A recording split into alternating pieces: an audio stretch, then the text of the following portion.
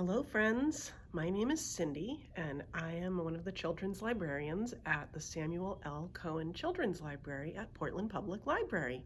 And today we're going to do the final installment of Ivy and Bean by Annie Barrows and Sophie Blackall. And we're just about to start chapter 8, Bean's Backyard. Bean's backyard. "You peek over, see if Nancy's there," said Bean. "She might be in the yard looking for me." Ivy nodded and stood up. She could just see over the fence. "I don't see anyone," she said, and I'll show you a little close-up of them.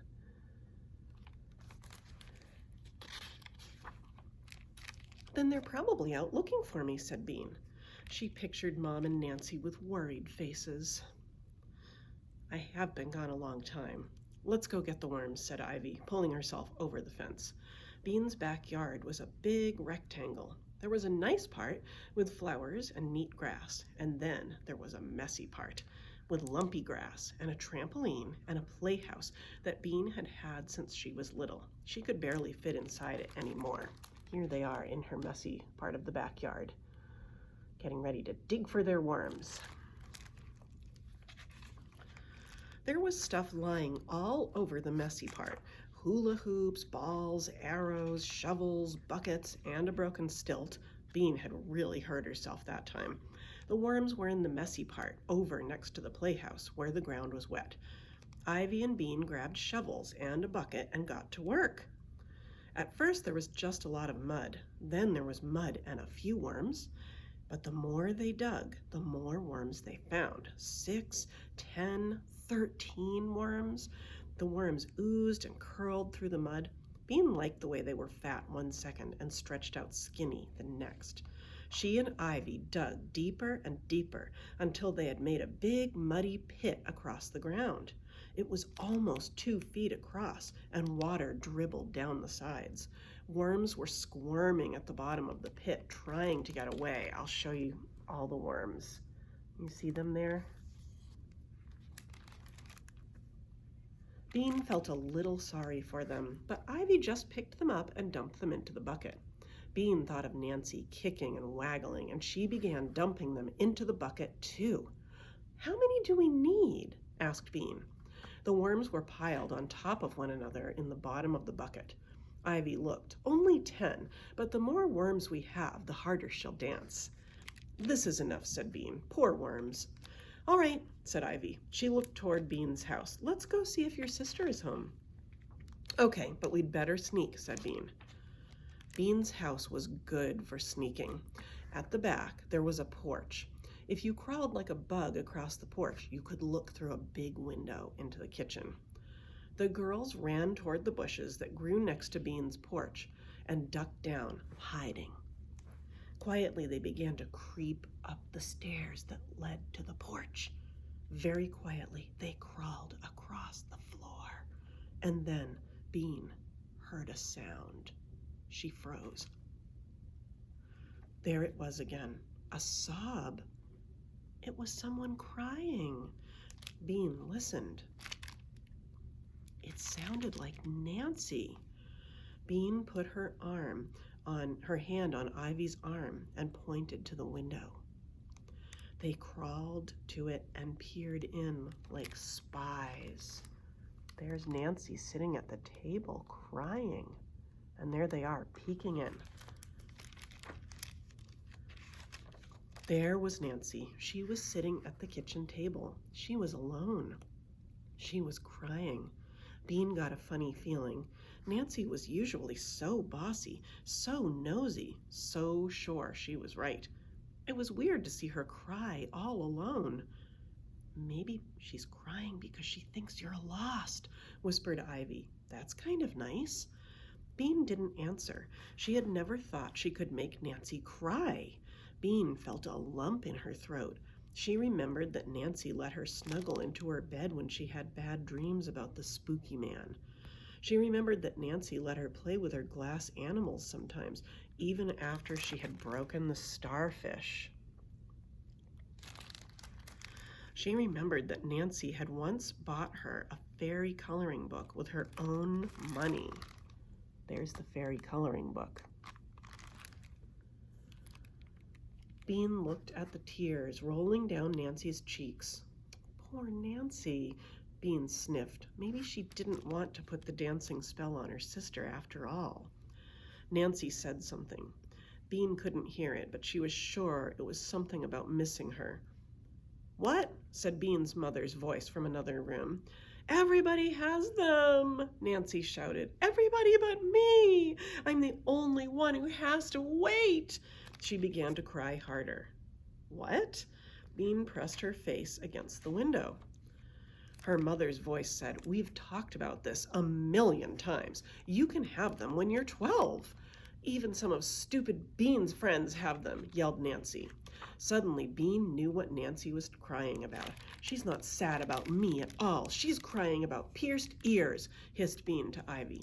Bean got mad, really mad. She was even madder than she had been when Nancy tried to drag her into the house. Bean was so mad she forgot all about being sneaky. She stood up and banged on the window with her fist. "You're a big turkey," she yelled. Nancy stared and then jumped up. Hey, Mom, Bean's back. Get in here, Bean Breath." She flashed out the back door before Bean could even begin to run. In 2 seconds flat, she had Bean by the arm and was pulling her in the door. "Just wait till Mom gets hold of you," she was saying. "You're going to be in so much trouble." "Stop," yelled Ivy. She stood in front of Nancy, waving the wand at her face. "I command you to free Bean." Chapter 9. The Spell. Nancy stopped dragging Bean across the porch and looked at Ivy. "Who are you?" she asked. Ivy smiled and slitted her eyes. With her white face and red blood drops, she looked very witchy. "It matters not. Free my friend," she hissed. Wow, thought Bean. She's really going for it. Nancy dropped Bean's arm and lifted one eyebrow, which was something she had just learned how to do and did all the time. Here she is lifting her eyebrow.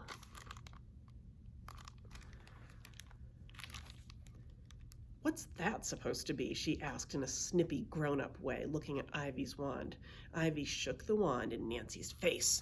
"This is your doom," she said in a deep voice, and there she is saying it. She looks pretty fierce. "It's a wand," said Bean, looking back and forth between Ivy and Nancy. She was beginning to worry. Maybe Ivy was going for it too much. With older sisters, you had to be able to say that you never meant what you said, that you were kidding the whole time. Ivy didn't seem to know that. Nancy snorted. "It's a stick," she said. She looked at Ivy's robe and giggled. "Nice bathrobe, too. You guys are complete and total dweebs." Uh-oh. Bean looked at Ivy. Her cheeks were red under the white paint, and her eyes glittered. She looked like she might cry. Suddenly, Bean was furious. Before, she had been really mad, but now Nancy was making fun of Ivy, and that made Bean furious. Without even stopping to think about it, Bean reached down into the bucket she was still carrying. She got a big handful of pink worms. For a second, they squiggled in her hand, and then she threw them at Nancy's face. Uh-oh. I can't see this going anywhere well. Some of them fell onto Nancy's shirt. Some of them got stuck in her hair. But one landed on her eyebrow and wiggled there, trying to find dirt. Nancy was so surprised, she froze.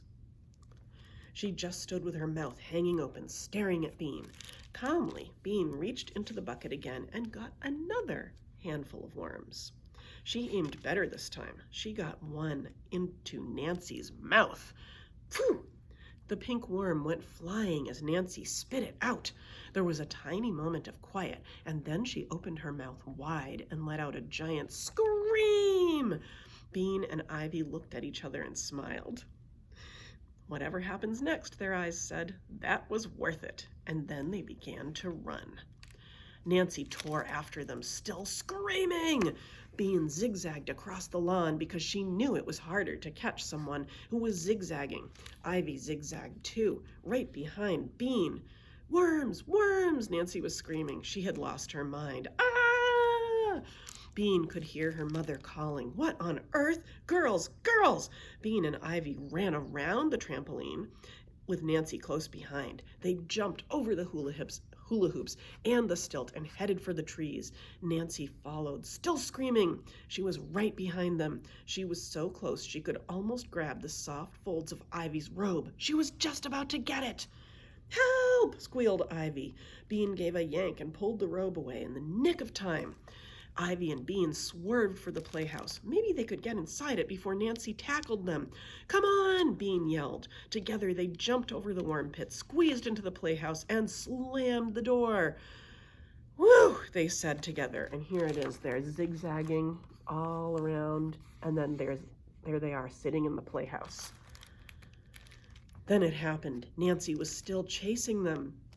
She was running toward the playhouse and toward the worm pit, the big, muddy worm pit. Bean and Ivy knew it was there, but Nancy didn't, and she didn't see it. She charged toward the playhouse, and whoops, her foot landed on the side of the muddy pit. Ivy and Bean looked out the playhouse window, and they saw Nancy skidding on the slimy edge of the hole. Back and forth she wobbled, trying to keep her balance. She kicked out one foot. She waved her arms wildly. She kicked out her other foot. She waved. She kicked. It was perfect. "She's dancing!" yelled Bean. "The spell worked!" yelled Ivy. And just at that moment, with a sloppy, gloopy thud, Nancy slipped off the edge and landed in the muddy goo at the bottom of the worm pit. And there they are looking at her. Chapter 10, No Dessert. "No dessert," said Bean. "No videos for a week, but at least they didn't make me stay in my room." Ivy was sitting next to Bean on her front porch. There they are. It was almost dark. They watched the bugs flying around the streetlight. "I don't think they're really mad," said Ivy. "You don't?" They had seemed pretty mad to Bean. "They have to act mad so they'll seem fair to your sister," Ivy said, but your mom had this little teeny smile on her face when she pulled Nancy out of the pit. She thought it was funny. Bean smiled too, remembering. It was funny. It was great. Here Nancy was after she got out of the pit. "Nancy says she's never going to speak to either of us ever again, and she took back the coloring book she gave me." "Well, she never spoke to me before today, so that won't be any different for me." "It'll be better for me, but I bet she doesn't stick to it." Bean yawned. It had been a big day. She turned to Ivy. "Do you think the spell is what made her dance?" "Of course." Ivy sounded very sure, but after a minute she said, "I didn't have time to say the spell, really. I just sort of thought it at the last second." Bean stared into the shadowy yard. "Maybe that's why she didn't dance for very long, because you only thought the spell instead of saying it." "Next time I'll say it." "You're going to do it again? On who?" Bean asked. "I was thinking about Mrs. Trance," said Ivy. Bean pictured Mrs. Trance kicking up her feet on the edge of a muddy pit. There she is.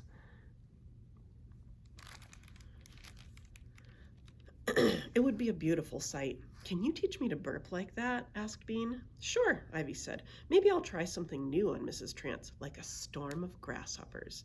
"Is that a hard one?" "No, but we have to start with a lot of grasshoppers," said Ivy. "It seems like all the spells have bugs in them," said Bean. "Not all of them," said Ivy. "Potions don't."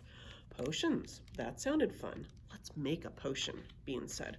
"Okay," Ivy said. "Tomorrow we'll make potions." "I know what," said Bean. "Tomorrow let's fix up a lab in your room. Then we can make potions." She pictured a lab with shelves full of little bottles. She and Ivy would wear goggles. Here are her picturing the shelves. Ivy sat up straighter. "Yeah, that'll be good. We'll dump the dressing room and get some shelves. Shelves with little bottles and maybe a counter." "Bean!" Bean's mother came out onto the front porch. "There you are. It's almost bath time. Ivy, do you want me to walk you home?" "Okay," said Ivy, but Bean's mom sat down next to Bean and looked at the nighttime sky. "You girls have certainly had a big day, haven't you?" Bean leaned against her mother's arm. "Tomorrow we're going to make a lab in Ivy's room." "You are you?" said Bean's mom. "What for?" "Potions," said Ivy. "What kind of potions?" asked Bean's mom. "Secret potions," said Ivy.